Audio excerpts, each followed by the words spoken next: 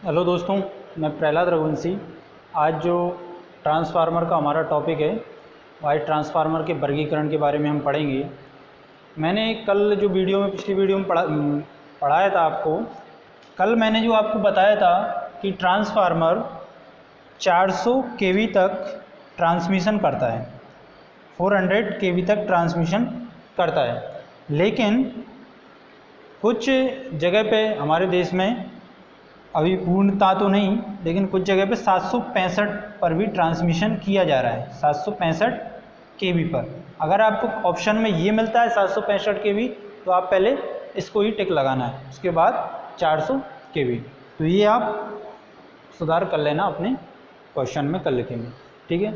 मैं अभी आपको आपके एग्ज़ाम के हिसाब से लेके चलूँगा। आपका जो एग्ज़ाम आने वाले हैं फर्स्ट ईयर के, तो एग्ज़ाम के हिसाब से मैं अभी मोस्ट जो आपका क्वेश्चंस बनना चाहिए जो को पेपर में आते हैं, वही हिसाब से लेके चलूँगा अभी, ठीक है दोस्तों। आइए अब देखते हैं ट्रांसफार्मर का वर्गीकरण। ठीक है दोस्तों, आज का जो हमारा टॉपिक है वो ट्रांसफार्मर का वर्गीकरण। ट्रांसफार्मर कितने प्रकार के होते हैं, कौन सा ट्रांसफार्मर, या इससे भी हमारे क्वेश्चन बनते हैं। आपको दे देगा आउटपुट वोल्टेज के आधार पर ट्रांसफार्मर कितने प्रकार के होते हैं, कोर की संरचना के आधार पर ट्रांसफार्मर, फेज़ों की संख्या के आधार पर ट्रांसफार्मर, इसके बाद शीतलन प्रणाली के आधार पर, और आउटपुट क्षमता के आधार पर ट्रांसफार्मर। ये तो 5 प्रकार के इनके प्रकार हैं। ट्रांसफार्मर 5 प्रकार के होते हैं।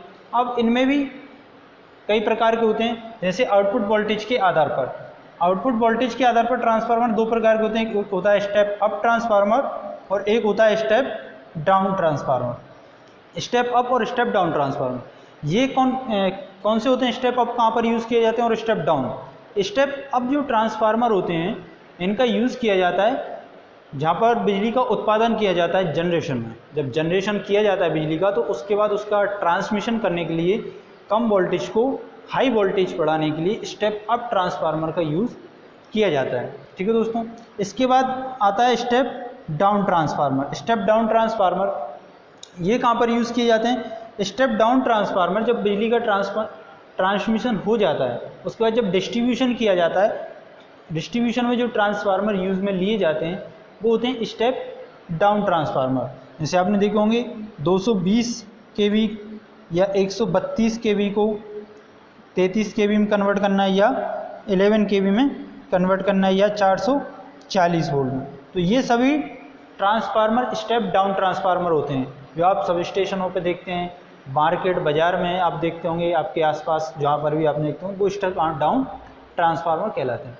इसके बाद अगला आता है ट्रांसफार्मर का वर्गीकरण कोर की संरचना के आधार पर, ठीक है। इसकी संरचना के आधार पर, कोर की संरचना के आधार पर ट्रांसफार्मर 3 प्रकार के होते हैं, सेल प्रकार का ट्रांसफार्मर, कोर टाइप ट्रांसफार्मर और बैरी टाइप ट्रांसफार्मर।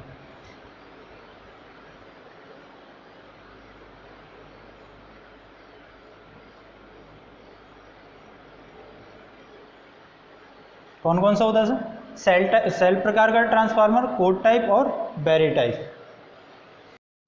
कोर की संरचना के आधार पर, कोर की संरचना के आधार पर कितने प्रकार के होते हैं, सेल टाइप, कोर टाइप और बैरी टाइप, ठीक है। ये किस प्रकार के होते हैं, जैसे कोर टाइप का ट्रांसफार्मर। कोर टाइप जो ट्रांसफार्मर होता है, इसमें एक आयताकार कोर बनाई जाती है, आयताकार कोर, और इसकी दोनों साइडों पर प्राथमिक और द्वितीयक वाइंडिंग की जाती है, ठीक है, प्राथमिक और द्वितीयक वाइंडिंग। इसके बाद ये सेल टाइप ट्रांसफार्मर रहता है, इसमें जो कोरों की संख्या रहती है वो 3 रहती है, ठीक है। इसके एक बीच में भी और कोर रहेगी, कितनी कोर होंगी, 3 कोर रहती हैं, और बीच वाली कोर पर ही प्राथमिक और द्वितीयक वाइंडिंग की जाती है, एक के ऊपर एक स्थापित करके। जिससे क्या रहता है, इसमें फ्लक्स के लिए 2 रास्ते मिल जाते हैं, प्राथमिक वाइंडिंग से द्वितीयक वाइंडिंग में जाने के लिए जो चुंबकीय फ्लक्स होता है उसके जाने के लिए 2 रास्ते मिल जाते हैं। कोर टाइप में एक रास्ता प्राप्त होता है, जबकि सेल टाइप में 2 रास्ते मिल जाते हैं, जिससे फ्लक्स का जो क्षरण होता है या लॉस होते हैं, यानी वो थोड़ा लॉस कम हो जाता है फ्लक्स का। इसका बाद आता है बैरी टाइप का ट्रांसफार्मर। बैरी टाइप के ट्रांसफार्मर में अलग अलग प्रकार की कोरें बनाई जाती हैं, आयताकार प्रकार की, और उनको क्या किया जाता है, इस प्रकार की आयताकार कोरें बना ली जाती हैं इनको, और इनको एक के ऊपर एक स्तर करके बेलन टाइप की कोर बनाई जाती है, बेलन प्रकार की, ठीक है। बेलन प्रकार की कोर बनाई जाती है, और बीच वाली जो कोर रहती है उन पे बाइंडिंग की जाती है, जिससे इसमें फ्लक्स को जाने के लिए कई रास्ते मिलते हैं, फ्लक्स को जाने के लिए कई रास्ते प्राप्त होते हैं, जिससे फ्लक्स का लॉस कम होता है। ठीक है दोस्त। फिर नेक्स्ट आता है फेज़ों की संख्या के आधार पर। फेज़ों की संख्या के आधार पर ट्रांसफार्मर दो प्रकार के होते हैं, एक सिंगल फेज ट्रांसफार्मर और दूसरा होता है three phase transformer. Single phase transformer, ये सिंगल पोल ट्रांसफार्मर भी बोला जाता है इनको, आज इनका यूज़ अब कम किया जाता है। और इसके बाद आते हैं थ्री फेज ट्रांसफार्मर। ठीक है दोस्तों। नेक्स्ट आता है शीतलन प्रणाली, कूलिंग प्रणाली के आधार पर ट्रांसफार्मर जो को ठंडा करने के आधार पर भी ट्रांसफार्मर कितने प्रकार के रहते हैं। ये आते हैं प्राकृतिक रूप से शीतलित ट्रांसफार्मर, ऑयल द्वारा और जल द्वारा, वायु द्वारा शीतलित। प्राकृतिक रूप से शीतलित ट्रांसफार्मर कैसे होते हैं, इसमें क्या रहता है प्राकृतिक रूप से, मैंने फर्स्ट जो लेक्चर में आपको जो ट्रांसफार्मर बताया था उसमें जो बेंस थी, ठीक है, जो बेंस एक से जुड़ी रहती हैं, पतली पतली ट्यूब्स होती हैं जिनको ट्यूब से बोला जाता है, उनमें ऑयल सर्कुलेटेड होता रहता है। ठीक है, ऑयल। और जो प्राकृतिक जो वायुमंडल की जो हवा रहती है वो उन ट्यूब्स से टकराती है और उन ट्यूब्स के जो अंदर जो ऑयल रहता है उसको ठंडा करती है, इससे प्राकृतिक रूप से शीतलित। फिर आता है तेल द्वारा शीतलित। ठीक है, ऑयल रहता है, ऑयल को से ठंडा किया जाए। जल द्वारा शीतलित, जल द्वारा शीतलित जो ट्रांसफार्मर रहते हैं ये साइज में बहुत बड़े होते हैं, साइज में इनका आकार बड़ा होता है और इनमें वाइडिंग के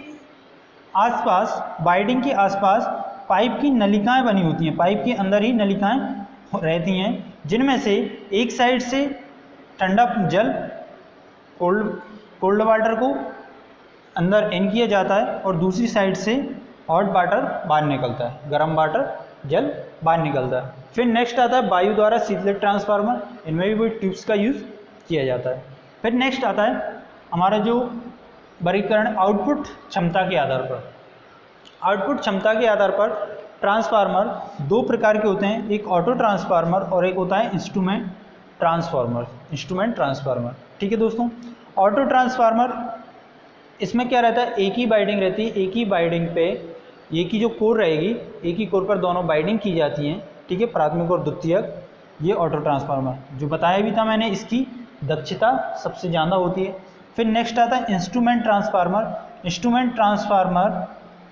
ये भी दो प्रकार के होते हैं, जो आपने सुना होगा या पढ़ा होगा, सीटी और पीटी जिनको बोलते हैं, करंट ट्रांसफार्मर और पोटेंशियल ट्रांसफार्मर। ठीक है, करंट ट्रांसफार्मर और पोटेंशियल ट्रांसफार्मर, इनका यूज़ कहाँ पर किया जाता है, करंट ट्रांसफार्मर का यूज़ कहाँ पर किया जाता है और पोटेंशियल का यूज़ कहाँ पर किया जाता है। करंट ट्रांसफार्मर को सीरीज़ में जोड़ा जाता है, सप्लाई लाइन रहती है उसकी सीरीज़ में जोड़ा जाता है और इससे हाई जो मान की जो धारा रहती है, हाई मान की धारा को उच्च मान की धारा बोल सकते हैं, उच्च मान की धारा को निम्न रेंज के मीटर से धारा को मेजरमेंट करने के लिए सीटी का यूज़ किया जाता है। ठीक है दोस्तों।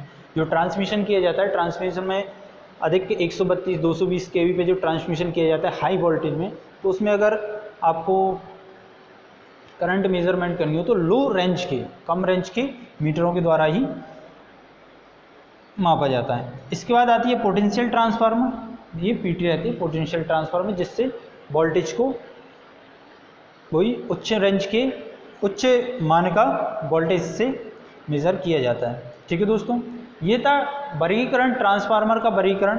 अब मैं इनके अंदर भी इसको सीटी क्या होती है, किस क्रम में ये जुड़ी होती है, पीटी किस क्रम में होती है, इंस्ट्रूमेंट ट्रांसफार्मर, इन पे भी एक अलग से और आपको थोड़ा और समझाऊंगा अच्छे से विस्तार से नेक्स्ट लेक्चर में। ठीक है दोस्तों, ये था हमारा आज का टॉपिक। आई होप कि आपको ये मेरा लेक्चर पसंद आया होगा।